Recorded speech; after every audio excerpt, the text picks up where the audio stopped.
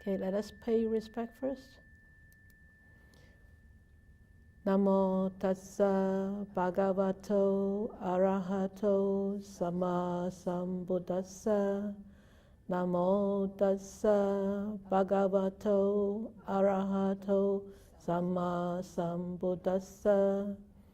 Namo tassa bhagavato arahato sama sambuddhassa.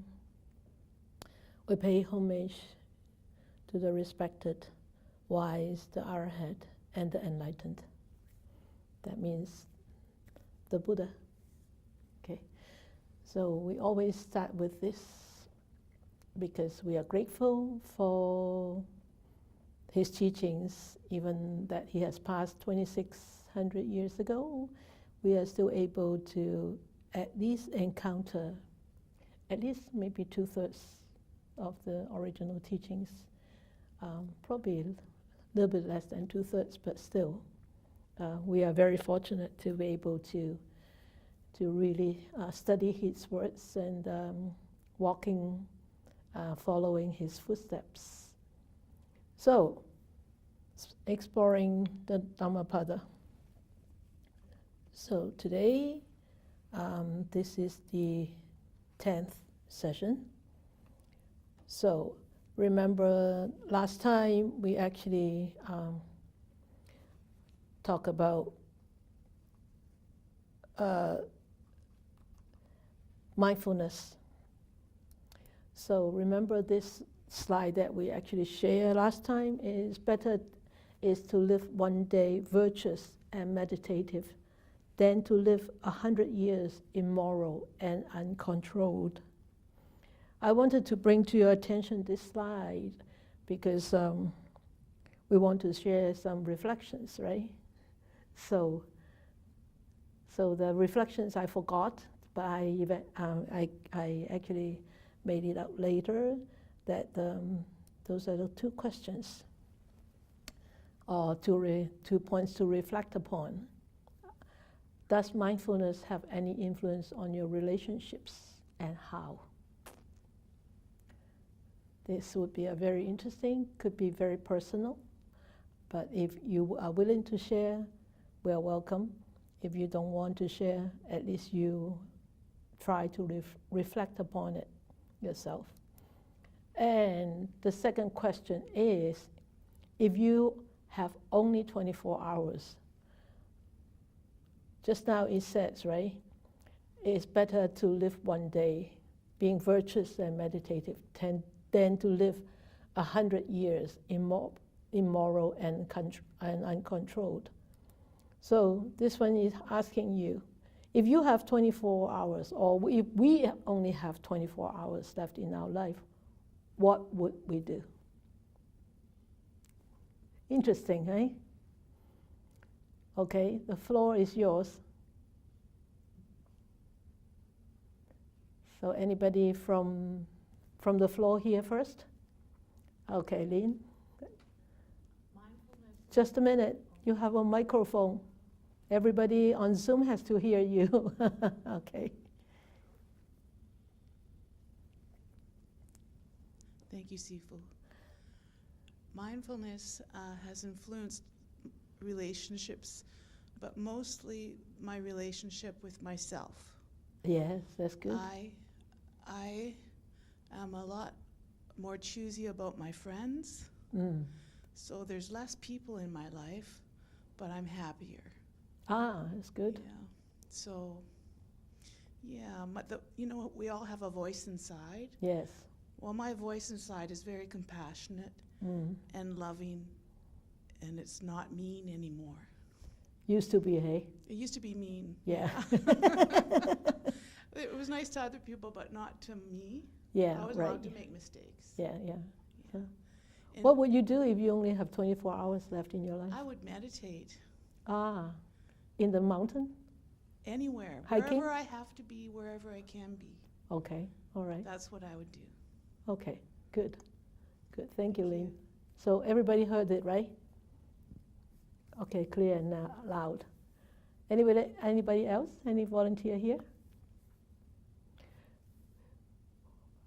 We have how many? We have almost 20 people. No, we have more than 20 people tonight here, and nobody wants to raise their hand. Come on. Yeah, Versha.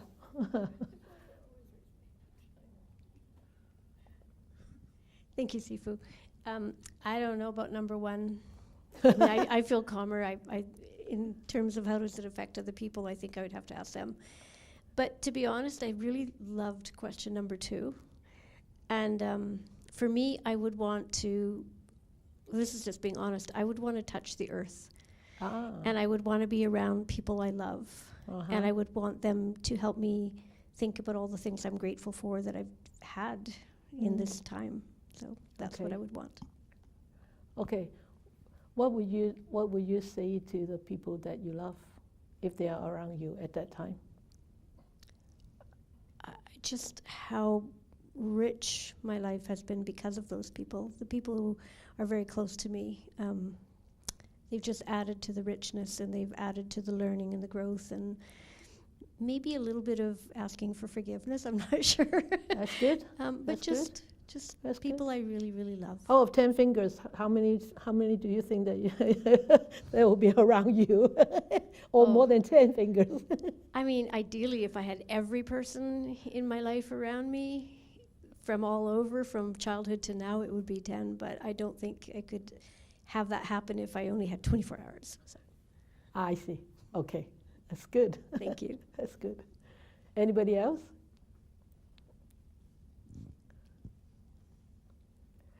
Ali.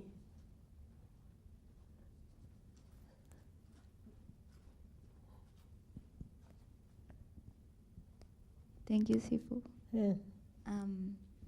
The first question I will answer with, I think my mind is more calm when I have to confront my emotional Turmoils. Yeah. Yeah. And I'm very thankful because by training, by practicing, I can say my sankharas, even if I'm still identifying with them sometimes, they are not pulling me. I'm able to observe them, and I cannot take myself out of them. But No, you can't. But They're I'm part of you. Yeah. And I'm so calm in my background. So mindfulness is also helping me to identify myself different than my emotions, something Good, like this. good. That's very important in order not to be caught up by those emotions and being sort of led by those emotions and losing our direction. Very good, yeah. Second part. The second one. If you have something to share. Yeah, now that Versha was saying she will be around her people, I thought about metta, because with metta, it doesn't matter if they are not there. You can also ask for forgiveness or send love to them, spend time with them, and you can really reach their hearts that way. Yeah. And I think I will go for a walk or ride the bicycle to the river. If you can still walk. Yeah, right? If we can still walk, right? Yeah. We don't know, right? This is also like a projection. Yeah. But it's a good question to actually put out for us to contemplate. Yeah. Thank you. Metta is a very good, that's a good way to look at it when you have only 24 hours, because metta encompasses everything, including sharing loving kindness, understanding or sharing people's grief, or asking for forgiveness, or forgiving, and also very important is letting go, detachment, equanimity, right? And letting go. Okay, if I cannot ask for forgiveness, okay, I let go of the grudge. If I cannot forgive others, I let go of the hatred and ill will that I have kept in my mind all this time because of, wrongdoings of others, that have hurt or harmed me. So the very important is at the end is the four great abodes is the last part is actually very, very, very crucial.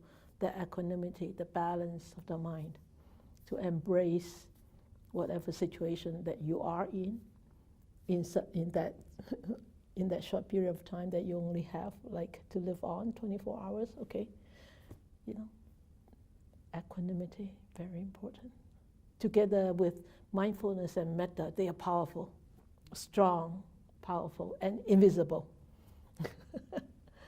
Okay, so thank you, Ali. Thank you. Thank you, Sifu. So we will go on to the Zoom. Tisa or Mali.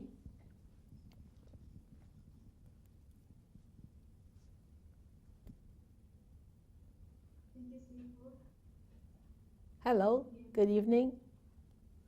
Good evening, Sifu. Can you hear me? Yes. Okay, great. Yes, definitely mindfulness has influenced my life a lot. I try to catch myself when I'm dwelling on the past or thinking of negatives.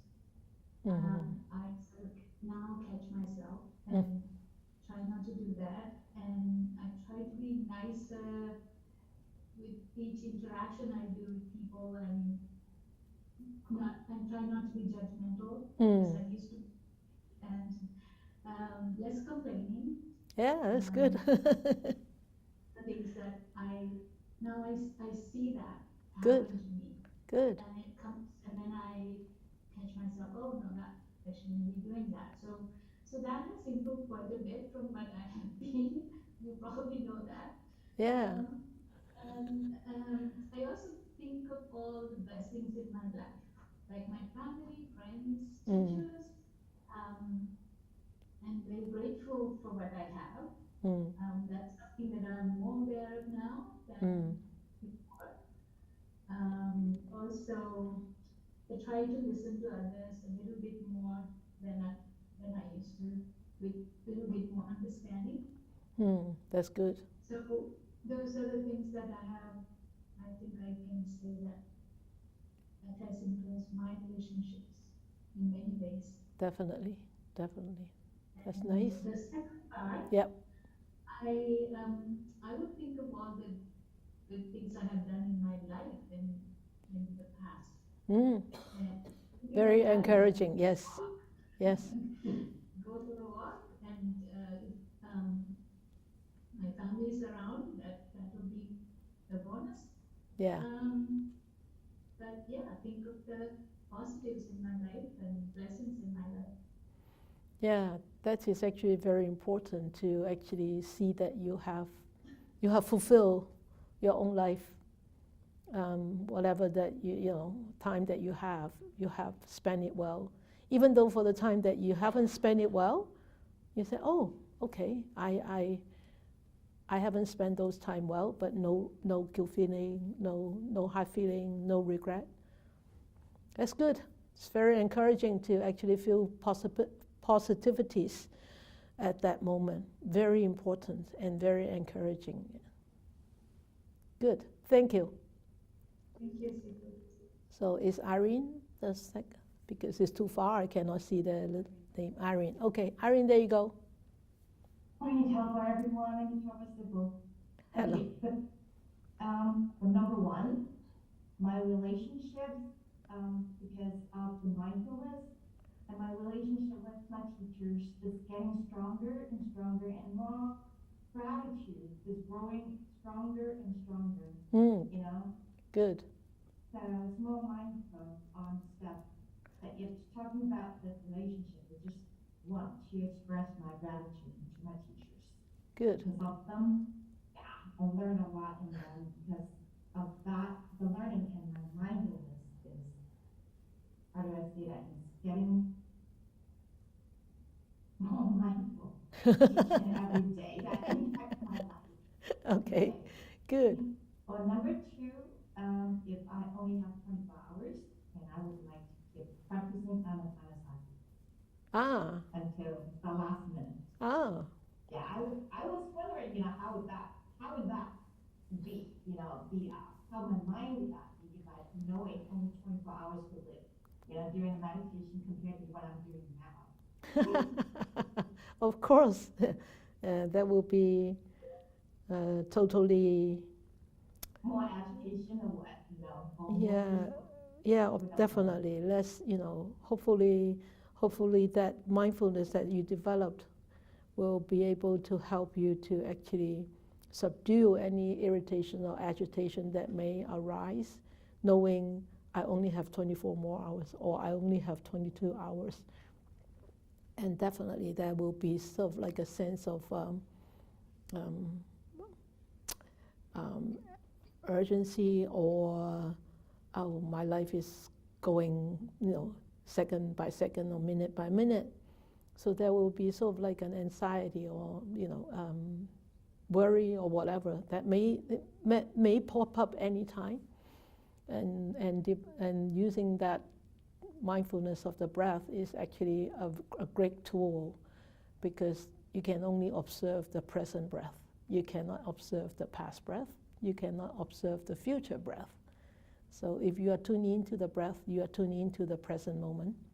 And if you are tuning into the present moment, you are actually not wasting the time of your life, because we can only be living and surviving at this present moment, right? We have survived the past, but that's gone. But this present moment is the moment that we are truly living. Not in the past, nor in the future, right here, right now. Good, great. Keep up the good work, Irene. Thank you. You're welcome. That answer popped during this morning when I during the meditation. What should I do? Like what would I want to do if I only have 25 hours? I'll keep meditating. Thank you, Sadhu. Good. So, anybody else? Laurie? Sorry. That's okay. He shouldn't have sat down,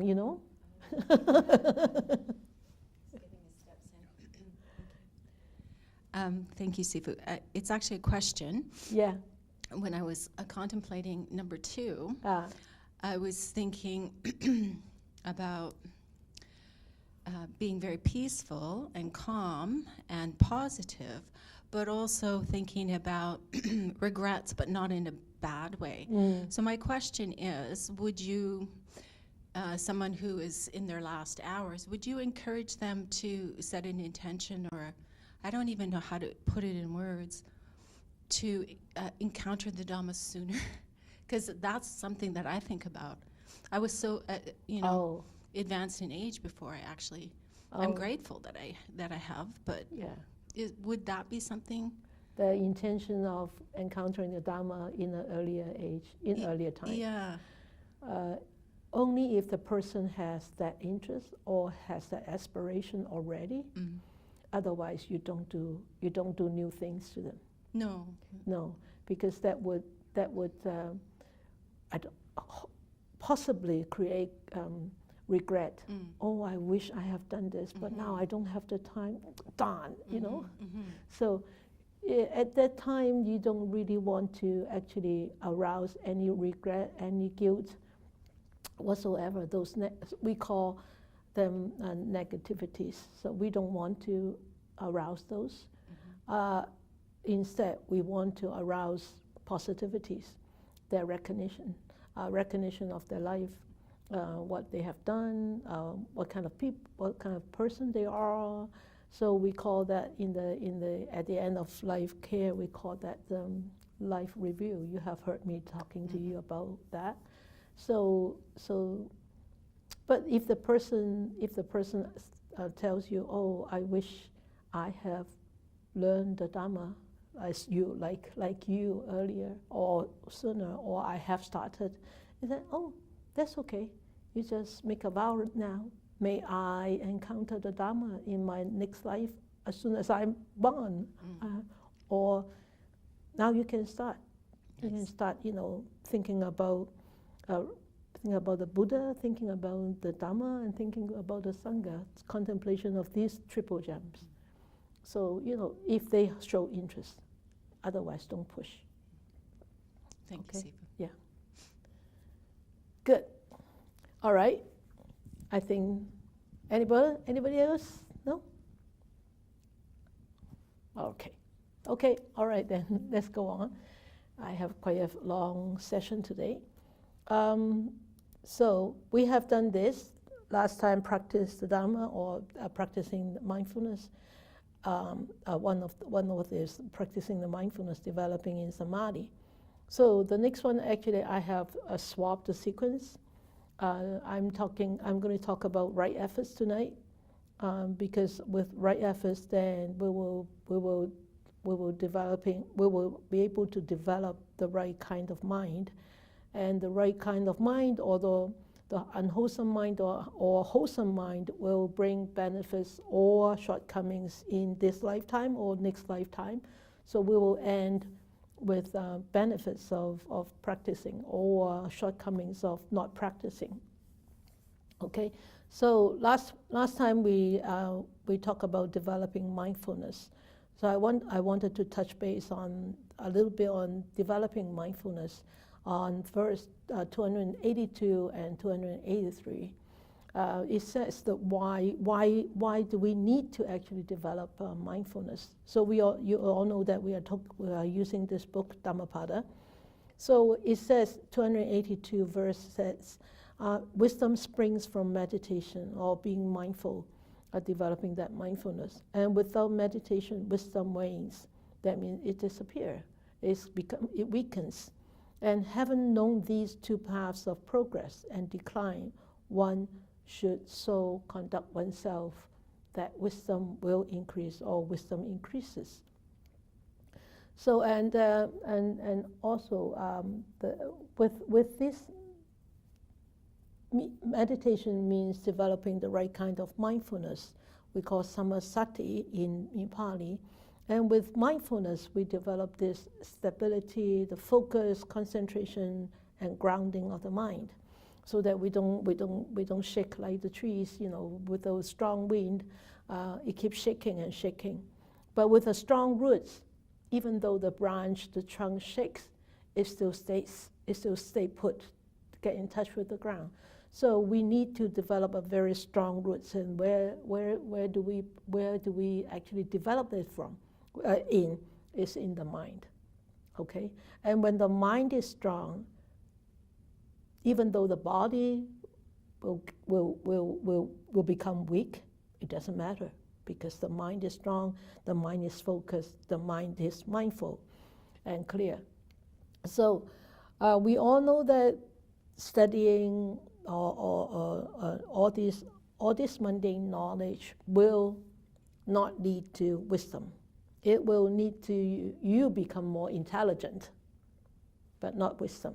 Wisdom only comes from removing all the dust on your mind. That's actually masking the wisdom, okay? So that's why we need mindfulness in order to develop a focused and stable and strong and steady mind. So, and then the next one is when we have that wisdom, what would we do? And the Buddha said, that's 283 and 284. He said, cut down the forest of lust, but not the tree. So you take down all these rotten branches, dry branches, and then let the tree regrow from the forest of lust. Because why? Because from this rotten or from this diseased branches, it brings on fear. So having cut down the forest and the underbrush, it says, of desire, be passionless, O monks. So a lot of people would think that, the Buddha's teachings always teach us to be passionless, not passionless. It's less, L-E-S-S. So that means we sit there and being a dumb and not doing anything, or we cannot be happy if we actually encounter something pleasant. No, it doesn't mean that. We can still be happy, we can still enjoy life, we can still enjoy a coffee, or we can still enjoy an ice cream. But when we don't have that coffee or when we don't have that ice cream, we don't cry. And then we don't cry and we don't start running after or trying to get more coffee and more ice cream. Or when coffee and ice cream, they just shuffle it into your body, you know. So that means passionless. That means you're mindful. Okay, if we do not have passion, boy, it's going to be a very boring life, isn't it? If I don't have the passion to become a monastic, I wouldn't be a monastic.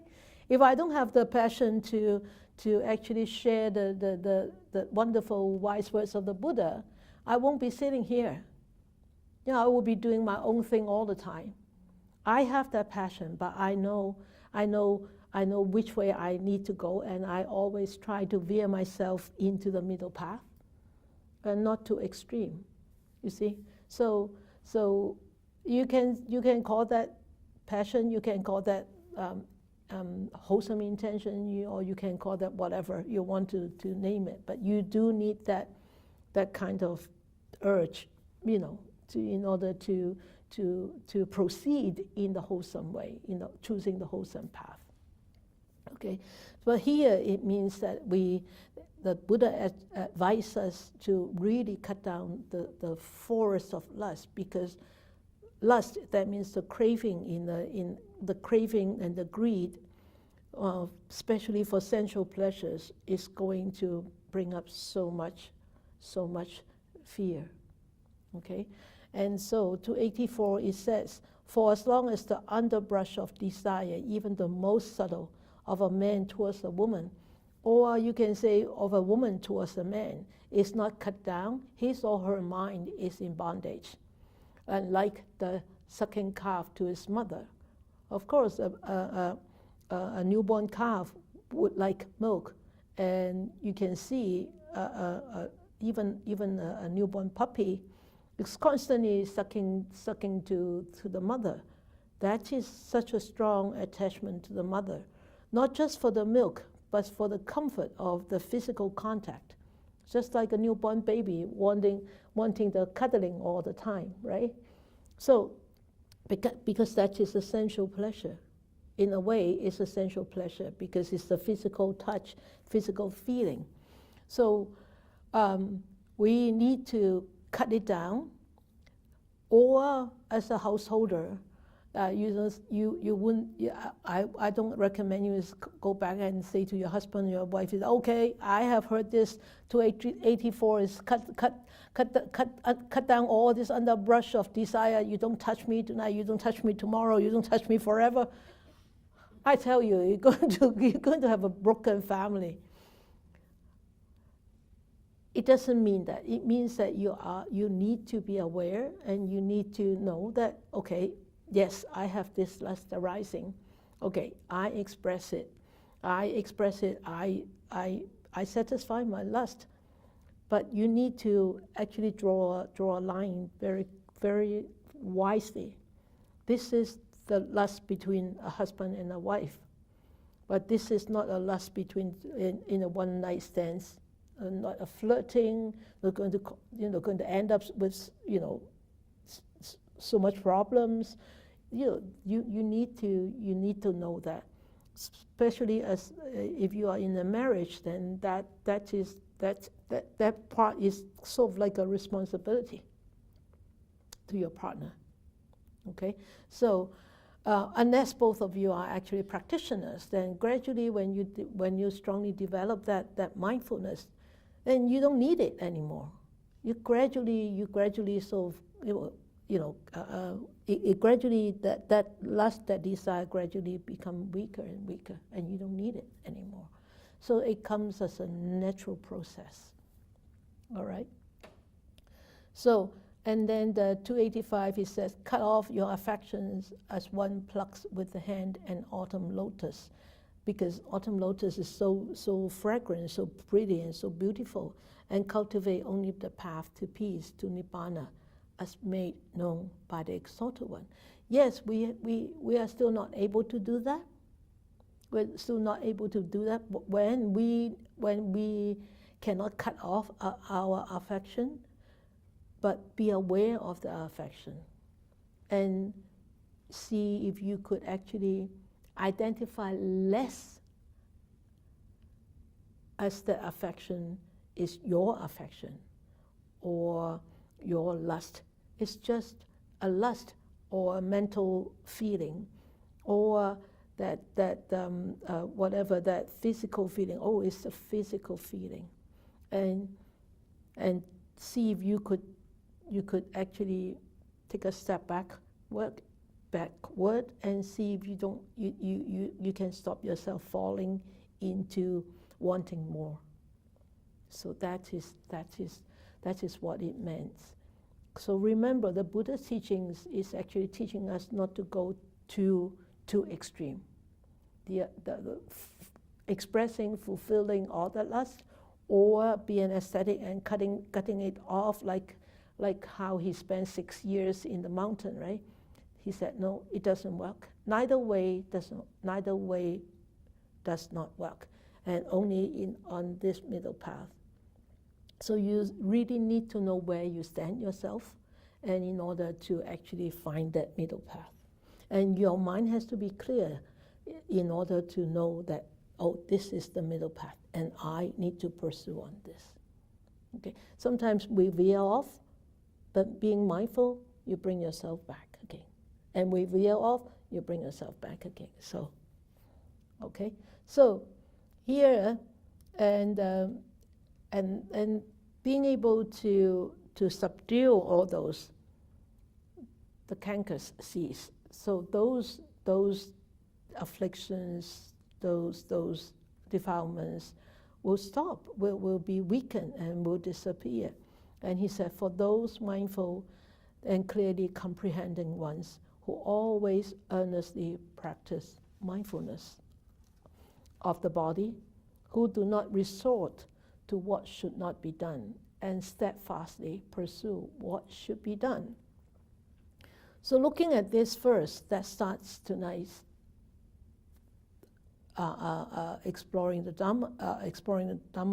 Dhammapada in this theme is, it says, who do not resort to what should not be done and steadfastly pursue what should be done. So the Buddha's teachings on this, what should not be done and what should be done, he calls it the 4 virya, the 4 great efforts. Okay? So virya means efforts. So there are 4 efforts, 4 types of efforts, great efforts, correct efforts. And the first one is, it says, the exertion to guard unarisen, unskillful qualities. You can call it unskillful, you can call it unwholesome, you can call it evil, you can call it bad. You can call it incorrect. Okay, so it's unskillful qualities. To guard those unarisen ones. That means it hasn't arisen yet, and we have to guard it. Okay, so like closing the gate. Don't let it come in. And then the second one is the exertion to abandon arisen unskillful qualities. We all have unskillful qualities. We all have bad qualities. We all have non-virtuous qualities, unwholesome qualities. We all have made mistakes. Okay?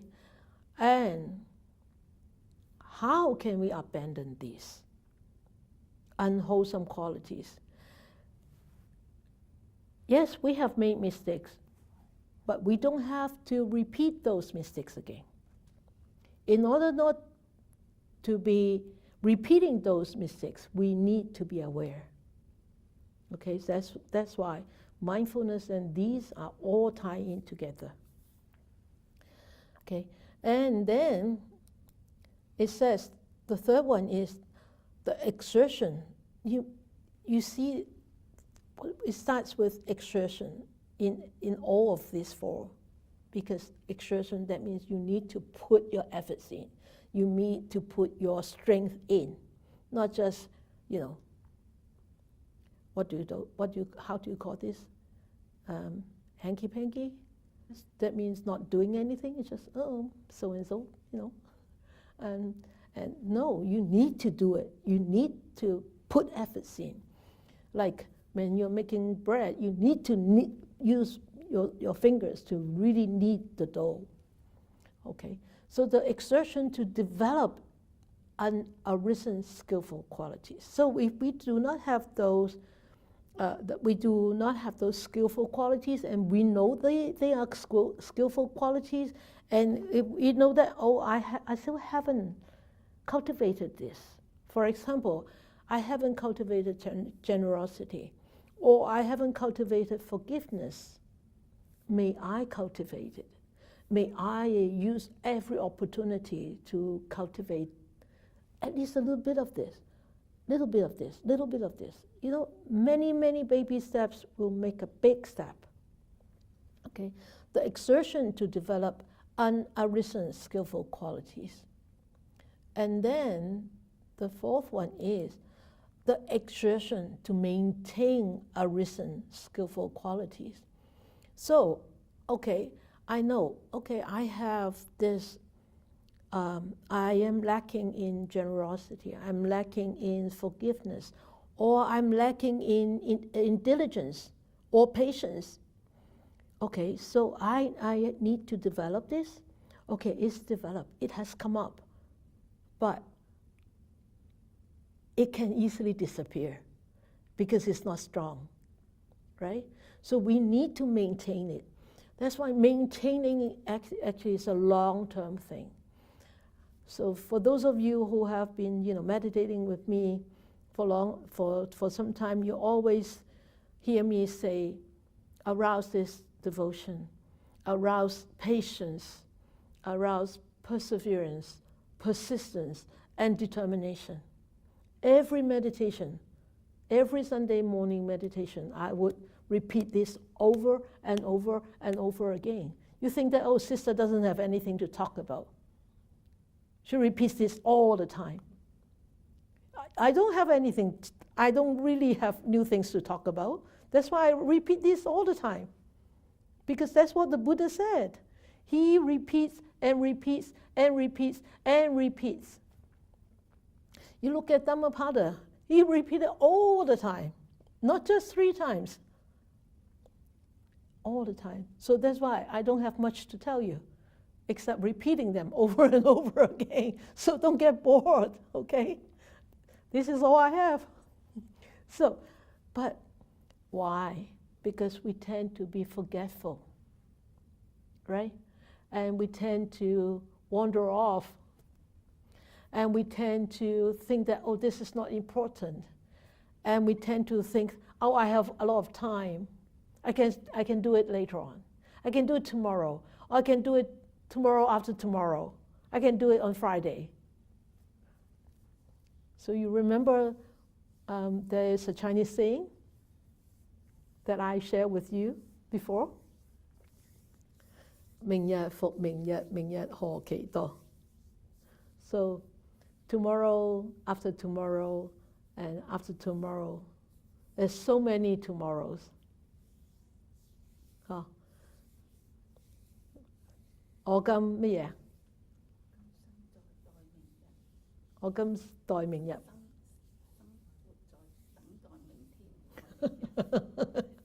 You forgot the literal one. 我今待明日。仲有咧？萬事成錯。Yeah. If I'm waiting for tomorrow, everything is at a halt. It's waste. It's wasted. If I'm waiting for tomorrow. What does it mean? Use the time wisely and promptly. 24/7. Okay, 24/7. So this is actually a very, this this is sort of like a formula. Guard, abandon, develop, and maintain. Remember this formula all the time, every day. Refresh it in your mind all the time. And this whole formula, you can see that is based upon on a distinction between a skillful and a non-skillful or unskillful. Okay, so, and you can see with this formula, one thing that you need to put in is exertion, efforts. All right, so you make it easier for you to remember. So it's like weeding. We have a farm, so we as a semi-farmers, we know. Or you have a garden, you know, you pick weed, right? You pick out all the weed, and the grass will flourish, will become pretty, and then the next one is the planting, the skillful one. Okay, so first one is preventing, and then the overcoming. All right, so, and then the second is the planting. That means the skillful ones that is the pulling all the weeds out, the little piggy pulling all the weeds out, and preventing and overcoming all the unskillful deeds. And then planting and cultivating. So we do not have those seeds of skillful means, or skillful actions yet, or skillful seeds yet. We plant them. We put them into our mental field, and we look after them. When we look after them, we are maintaining them. And when we maintain them, hopefully they will bloom, sprout, and bear fruits, and you have more and more seeds. So like planting the tulips. So at the end of the tulip season, when the leaves all gone yellow, you pick up the bulbs. You pick up all these little bulbs and put it into the shed. November, you put all these bulbs back. Next year, you have more tulips. Simple, right? You can see the Dhamma that the Buddha actually taught is applicable. We can see in our daily life. All right? So these weeds, what are these weeds? These weeds are the 5 obstacles. The 5 obstacles, the sensory desire, the ill will, the drowsiness, the irritation, agitation, and also doubt. Those are the very strong weeds that we all have, okay? And some of us have stronger weeds in sensory desire. Some of us have stronger weeds, more weeds in the drowsiness. Some have more weeds in restlessness, irritation, agitation, plus drowsiness, plus sensory desires, plus doubt, plus ill will. Then that's bomb. We said bummer, right? So that is difficult. That will be very difficult. But don't lose faith in the Dhamma. As long as you persevere and practice days in and days out, as long as you remember, and whether it's a couple of seconds you remember and coming back to this present moment and being here, and then it's gone again, and then you remember, you bring it back again, just back and forth. It's just like, what do you call that? 扯大纜英文叫咩? What's this?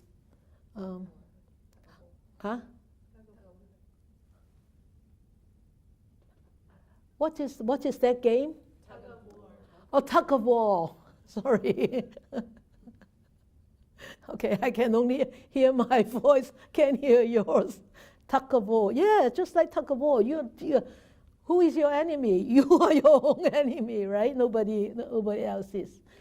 So, in the Dhammapada, there are so many verses in the Dhammapada that actually talk about the right efforts. I mean, not really pinpointing to right right efforts, but there are so many in the Dhammapada actually talks about the right efforts. So, 231. So if you go back and then read it from the Dhammapada at home, you can actually revise it all the time yourself. So here, 231. 231, 232, 233, and 234, they share the same story. As I have told you before, even though that we have 423 verses in the Dhammapada, but there are only about 300 more of the stories, because some of the verses actually share the same story. So 231, it says, one should guard oneself against irritability. That means irritation. In bodily action, one should be controlled in deed. Deed, that means physical actions. Having abandoned bodily misconduct, one should practice good conduct in deed. So, you can see I actually highlighted all these four in different colors. Guarding, controlled, abandoned, and practice. It's the same as the four great efforts. So, this story is about the 6 bhikkhus, the 6 monks. They were at the monastery, and the Buddha actually said these 4 verses because of the behavior of these 6 monks. And what did they do for the Buddha to actually give this really serious teaching? Is they were wearing wooden sandals, or wooden, whatever you want to call it. In the old days, or even nowadays, a lot of, in the Indian tradition, they don't wear shoes. But it so happened, these 6 monks wear wooden sandals. And they walk, they went, kruk, kruk, kruk, kruk, kruk, kruk, kruk, kruk, kruk, kruk, kruk. So the Buddha was in the monastery and said, what's all the sound? Just like when we were meditating, we heard the woo, woo, woo. What's that sound? The doves, the pigeons. We should be thankful for the doves and the pigeons. Maybe because they are here. This year the woodpecker didn't come. So you see? Making sound. You see? Somebody is making sound. So maybe because I was touching this mic. No. Oh, okay. All right. Never mind. So they were making really, because they were walking on the stone ground. So the Buddha heard that and he asked, what happened? Ananda said, oh, these were the monks. These monks are wearing wooden sandals and walking on the stone ground. That's why they make so much noise. So the Buddha actually talked about this. So that's why, as a monastic, or as a Buddhist actually, as a practitioner, there are actually, we should be actually very mindful of our different postures. When we stand like a spruce tree, straight and tall. And when we walk like as if wind, like light. You see? Light. That means no noise. So when we sit like a bell, like a big bell, like grounded. And we sleep like a bowl, B-O-W, like a bowl, not flat like this, like a bowl. And that is actually a good sleeping posture. And so that's why the Buddha, after hearing this clong, clong, clong, crock, crock, crock, he actually gave this teaching. First, the bodily behavior. So walking is actually a bodily behavior, physical behavior, right? So when you walk, be mindful. Make sure that you are walking like a wind, like flying in the wind. And then the second teachings that he gave was, one should guard oneself against irritability in speech, and one should be controlled in speech. And having abandoned verbal misconduct, one should practice good conduct in speech. That means verbal. The one before 231 is physical, bodily conduct, bodily actions. This one is verbal actions. And the next one is mental actions. One should guard oneself against irritability in thought, because when we are irritable, when we are agitated, irritated, tell you, what comes out from the mouth is very, very, could be very damaging. Yeah, and one should be controlled in thought. Having abandoned mental misconduct, one should practice good conduct in thought.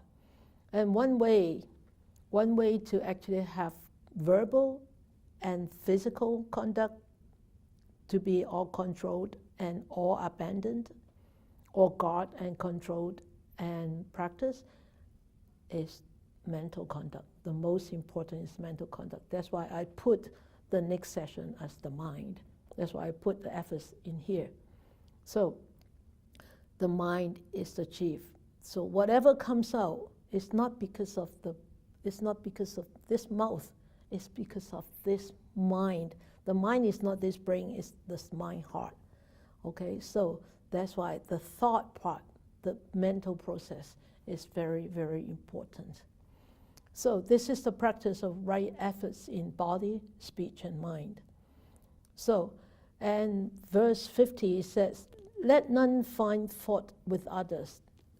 Let none see the omissions and commissions of others, but let one see one's own acts done and undone. That means one should not consider the faults of others, or nor their own doing, or not doing good or bad. One should consider only whether one has done or not done good or bad deeds. That means one should be aware of their own behavior. So some of us are very hardworking, or a lot of us are very hardworking, or all of us are very hardworking. And we think that we are very hardworking. And then we expect others to work as hard as we do. And then if they don't, then we say they are very lazy. They slack off. They don't work as hard as I do. Or they don't work. And the Buddha said, we should not consider the faults of others, nor their doing, or whether they do good or bad. But we should be constantly keeping a check on ourselves. Because why? Why? Because we cannot change others. We can't. No matter how much you're wanting them to change, only if they want to change. Then your advices will work. It's really whether it's your advice or not. If it's a time for them to change, they will change. If the seeds is not ripened, no matter how much you say to them, it doesn't happen. I have learned it a very hard way. So this whole thing behind this story is, there is this lady. She adopted an ascetic as a son, and she was looking after him. But when she heard that her neighbors kept talking about the Buddha and how great the Buddha's teaching was, so she wanted to actually listen to them, to the teachings of the Buddha, and wanted to invite the Buddha to come for alms. And then the Buddha was, agreed to actually to her offer, and then he came.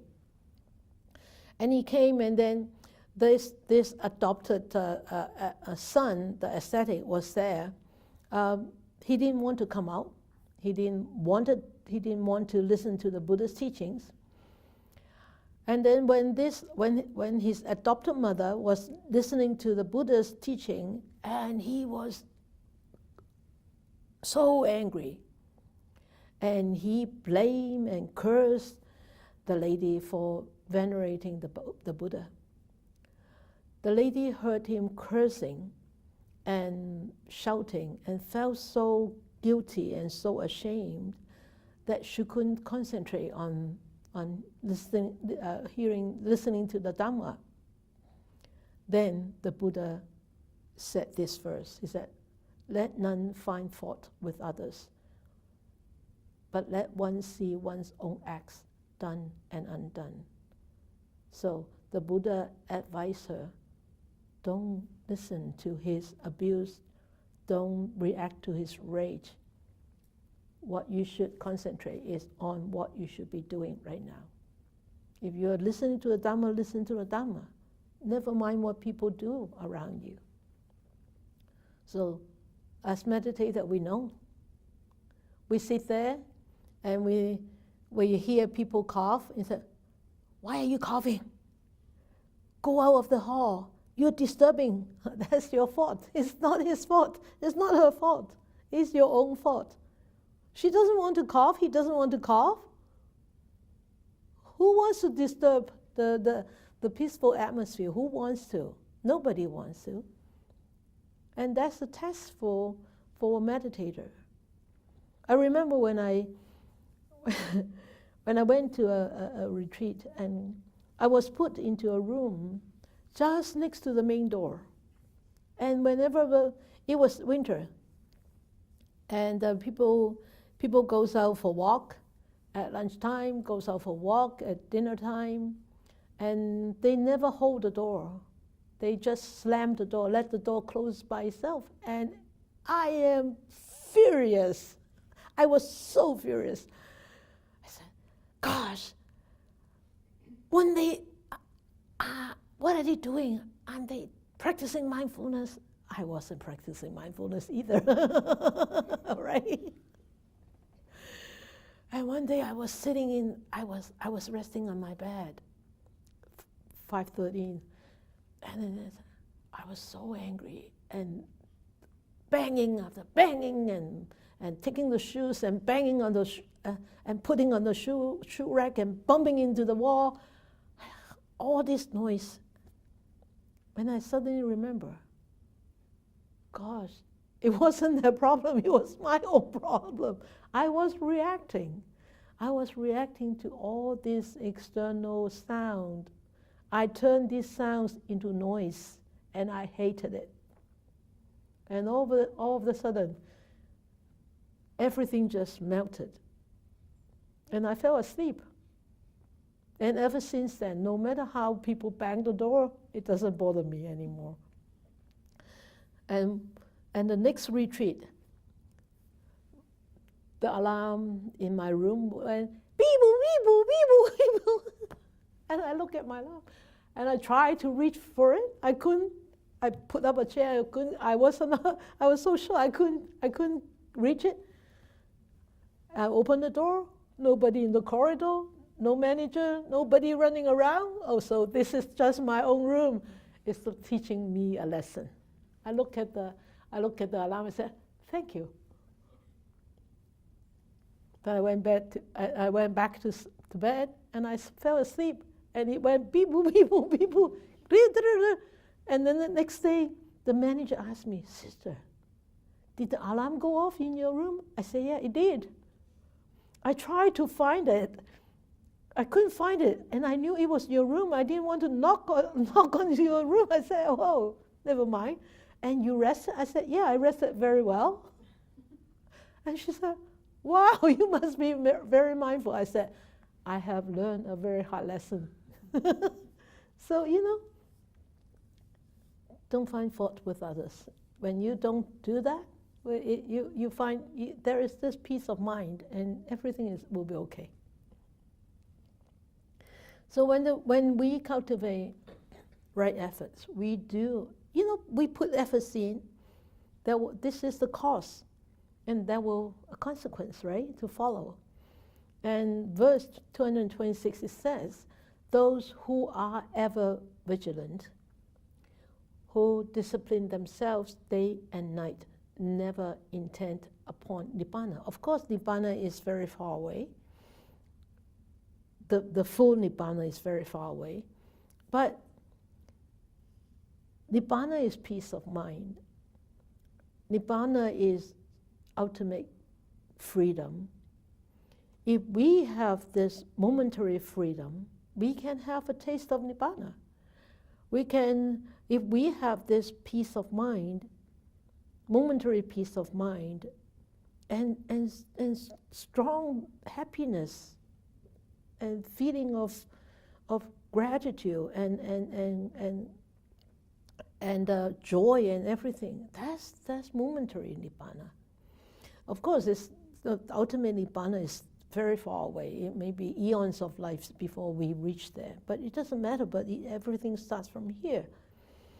But the cankers will fade away. That means all the defilements, all the pollutants will fade away when one is vigilant. Vigilant, that means exertion. You exert, you put your effort in.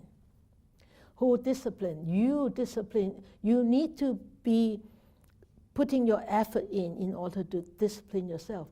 Day and night, not just momentary, it's day and night.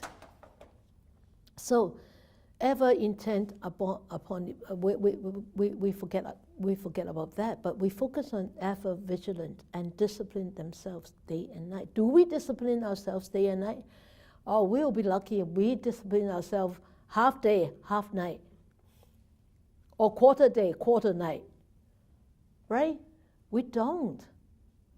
How much wandering thoughts do we have?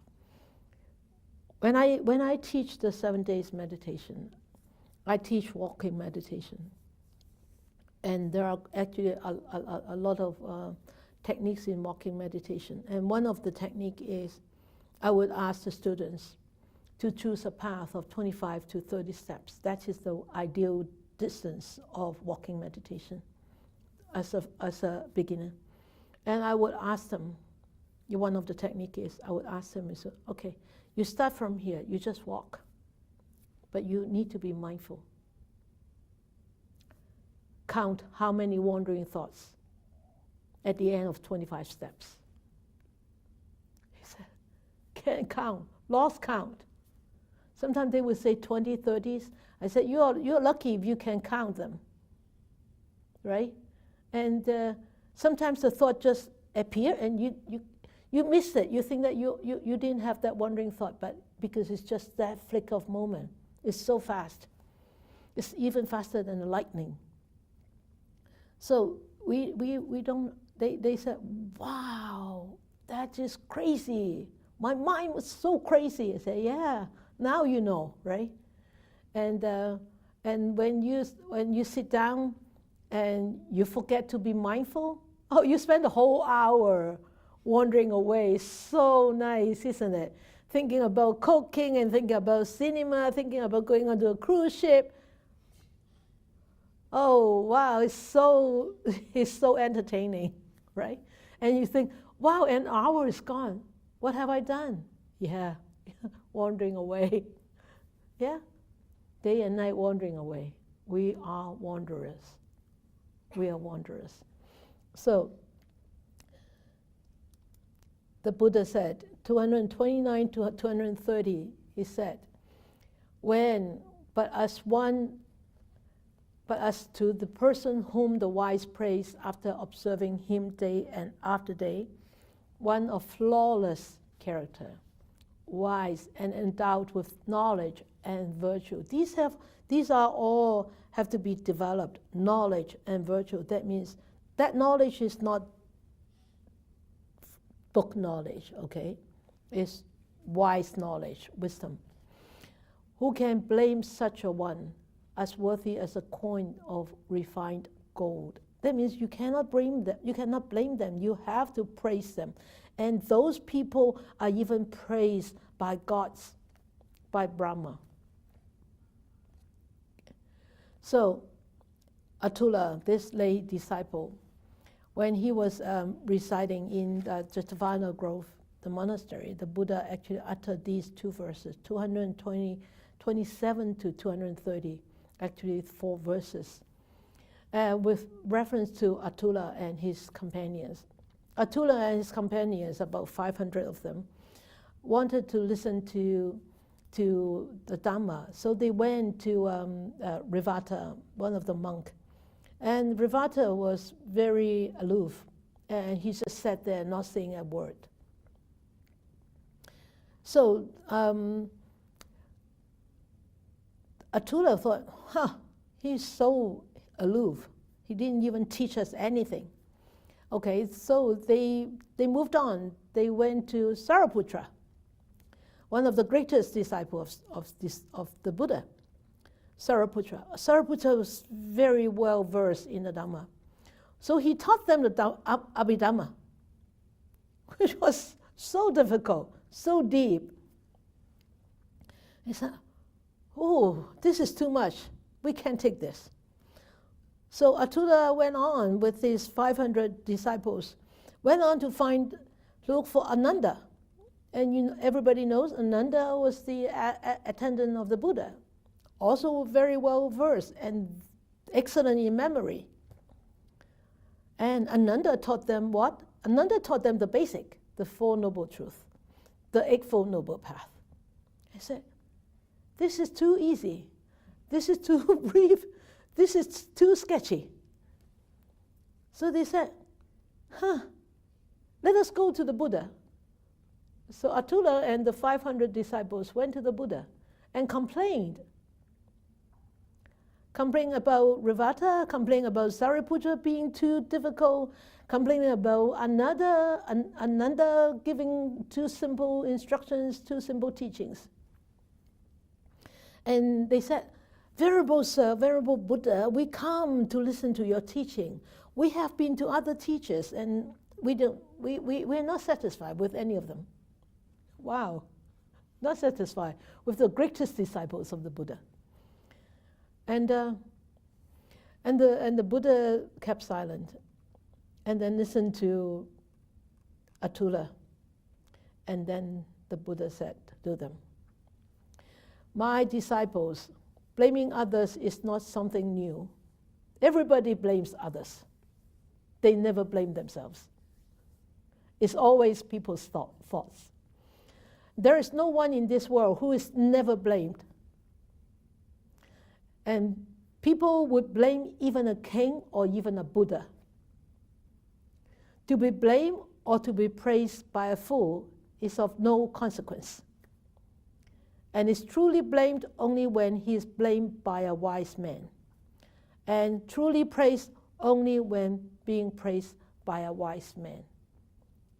So remember, if you are blamed by others, check on them. Are they as wise as the Buddha? If they are not, don't get angry. Okay?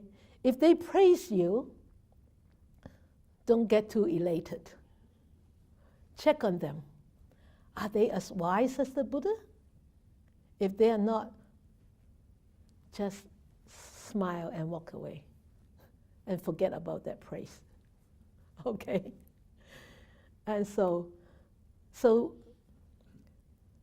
if one has really practiced with right efforts, what would they be like? Verse 23, it says, the wise one, ever meditative and steadfastly persevering, experience Nibbana, the incomparable freedom from bondage. They are totally free from bondage, the result of good and correct efforts, the virya, the great efforts. So, and also verse 24, it says, ever grows the glory of one who is energetic, mindful, and pure in conduct. You see, energetic, that means diligence, persevere, and mindful, being aware. Pure in conduct, that means sila, right? Morality. Remember, we all make mistakes. Yes, we have had pollutants. We have had misconduct before in the past. But what's most important is now and the future. Use those misconduct from the past as the teachings to remind yourself how those misconduct bring bitterness, bring unhappiness, bring sorrow, bring all these negativities. And ask yourself, do I want to become a happy being now and tomorrow and in the future? If your answer is yes, then pick yourself up, use those as a teaching, put them aside, and remind yourself constantly to improve and progress towards that positivity. Okay? And so, pure in conduct, discerning and self-controlled, righteous and heedful. So if a person is energetic, mindful, and pure in his thought, word, and deed, and if he does everything with care and consideration, he will restrain his senses, not by force, not by suppression, but by being mindful. He earns his living in the righteous way, and he is not unheedful. So, the praise or his self-esteem will continue to grow. Okay? So, this is how one actually reap the consequences of being mindful and being moral and being energetic. So 280 is that irrigators regulate the waters, arrow makers straighten the arrow shaft, carpenters shape the wood, the wise control themselves. Control, that means the right efforts. So this story, I think you have heard about this before. Pandita, while residing in the monastery, he heard the Buddha utter these verses. Pandita at that time was a very young boy, the son of a man in very rich. His father was very rich in Savatthi. So he became a novice monk at 7. 7, wow, wonderful merits of past lives. And on the 8th day after becoming a Sramanera, he was following Sariputra on an alms, going out for alms, like receiving offerings. He saw some farmers channeling water into their fields, and he asked Sariputra, he said, can water which has no consciousness be guided to wherever one wishes? And the Sariputra said, yes, it can be guided to wherever one wishes, right? You make canal, and when I was first ordained in Hong Kong, we used bamboo, big bamboos like this, to cut into half and to lead water from the mountain for us to use, because we do not have city water. So, and we collect in big pails like that. So the water can be led, even though water has no consciousness. And then they walk on, and then he saw somebody making fletches and arrows and all that with fire and try to straighten them. And so he asked Sariputra, he said, water is without consciousness. can be guided to wherever one wanted.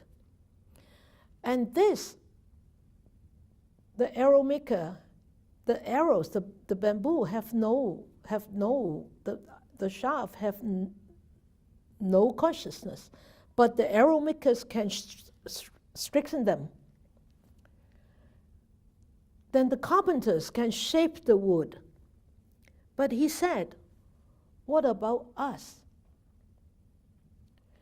So, and he pondered, so what about us? We have consciousness.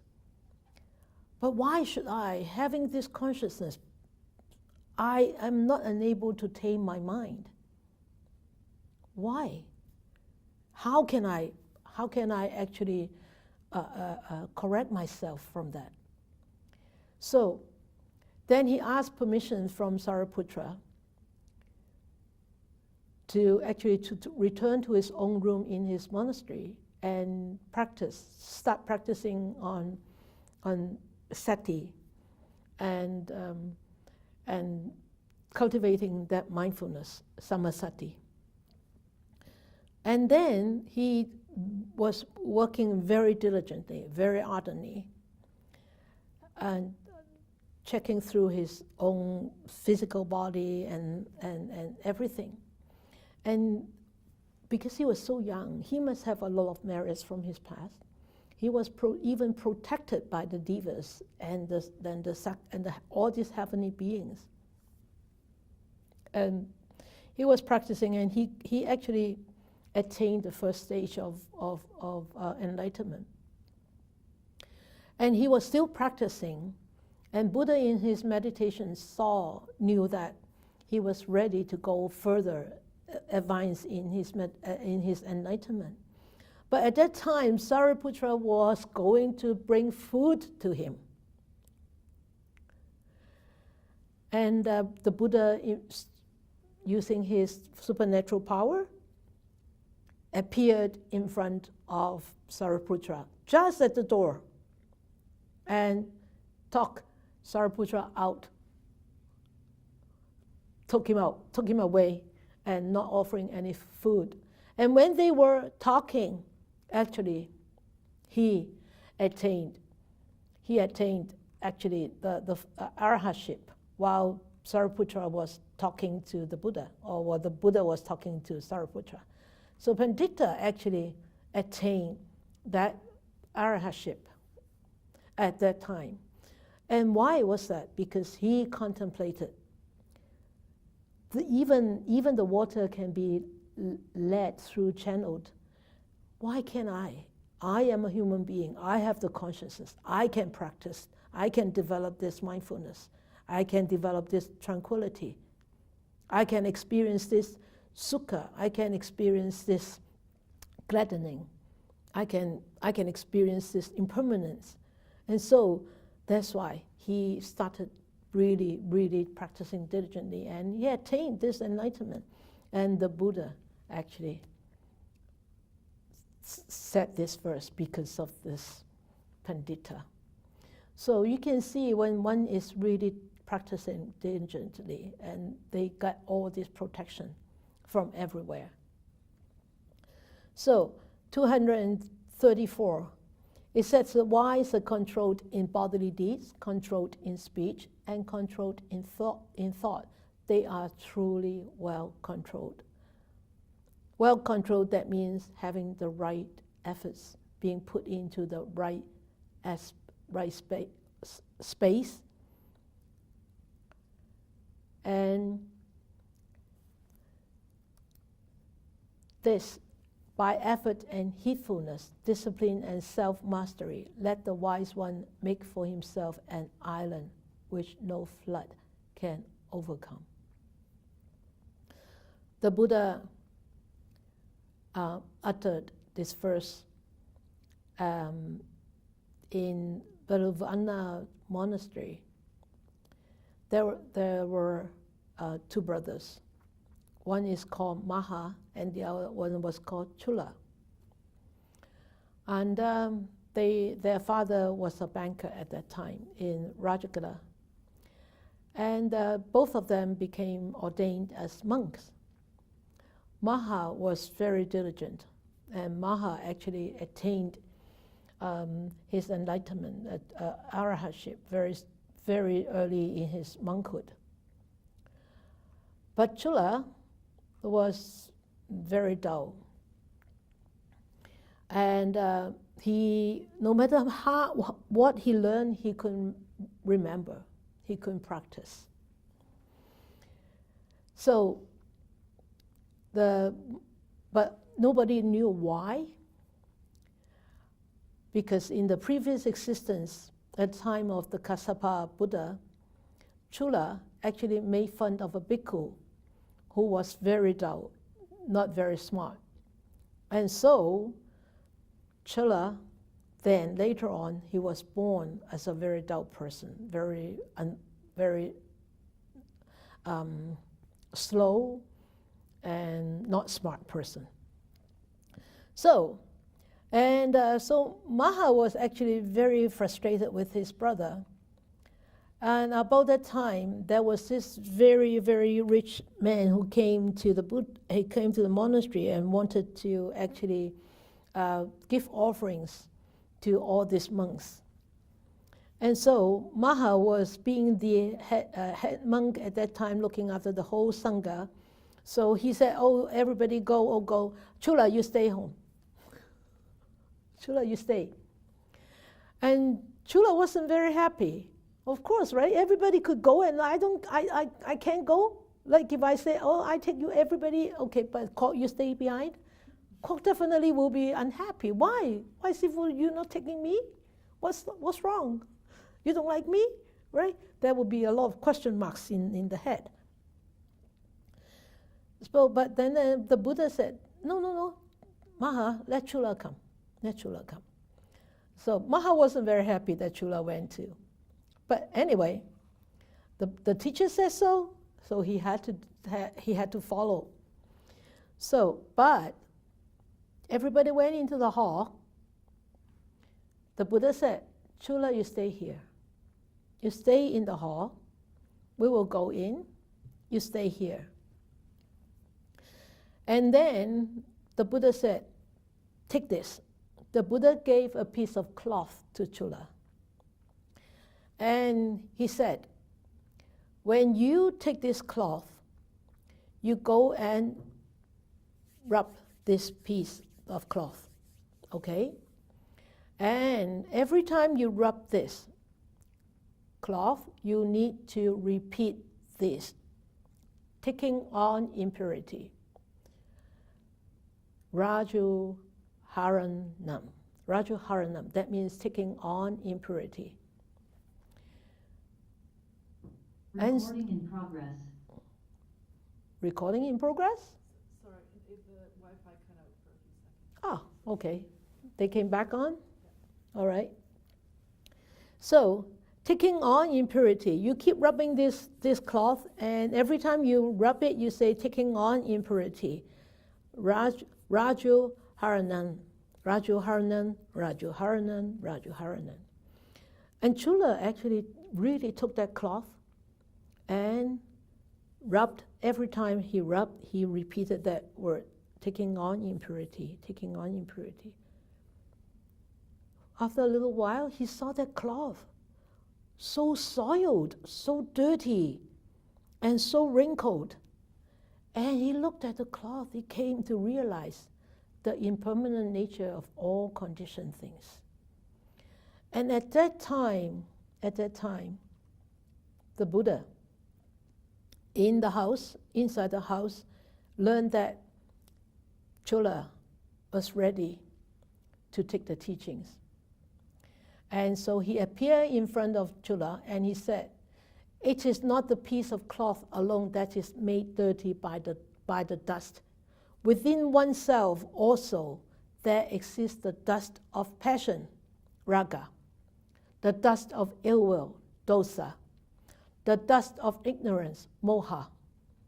He said, that is the ignorance about the Four Noble Truths, the dukkha, and the liberation from dukkha. And only by removing all these pollutants, raga, dosa, moha, And only by removing those can one achieve one's goal and attain enlightenment, arahantship. Chula got the message, and he kept on meditating. In a very short while, he attained the fourth stage of enlightenment. And that moment, Chula ceased to become a dull person. He became a very wise person. So, at the time, inside the hall, they were ready to offer. Firstly, they need to wash their hands first before they take offerings. So, disciples and everybody would come and pour water. And the Buddha said, wait, is everybody here? Maha said, yes, everybody is here. Buddha said, no, it seems that we're missing one person. You heard that story before, right? Can you tell me the rest of the story? Okay. And then Maha said, no, everybody was here. Buddha said, no, somebody is missing. And so they sent the attendant. Somebody's missing. Oh, where's Chula? They sent the attendant to look for Chula. The attendant went into the where Chula was. He said, where's Chula? There was 1,000 Chula there. Who is Chula? I am Chula, I'm Chula, I'm Chula, I'm Chula. He said, who is Chula? Then the attendant went back to the hall and told everybody, there are 1,000 Chula. Who is the Chula? He said, no, just go and ask for Chula. He went again. Who is Chula? I'm Chula, I'm Chula, I'm Chula, I'm Chula. He said, no, there are 1,000. They went back to the hall and said, there are Chula. No, you have to look closely. When you ask the question, the first one said, who is Chula? That is Chula. He said, I am Chula, that is Chula. So the attendant went and he said, he looked, who is Chula? And he picked out the one who said that I am Chula, the first one. And then the rest, 999, disappeared because that was his supernatural power. And then they said, oh, you are asked to go into the hall to receive alms. When he went into the hall, the Buddha said, Chula, you give a Dhamma teaching after receiving the alms. Was always give a Dhamma teaching, and Chula actually expounded the Dhamma perfectly. So you see, even a dull, very dull person, because of this strenuous, diligent effort, he can still come out of that, of being dull and not wise. So wisely using the time,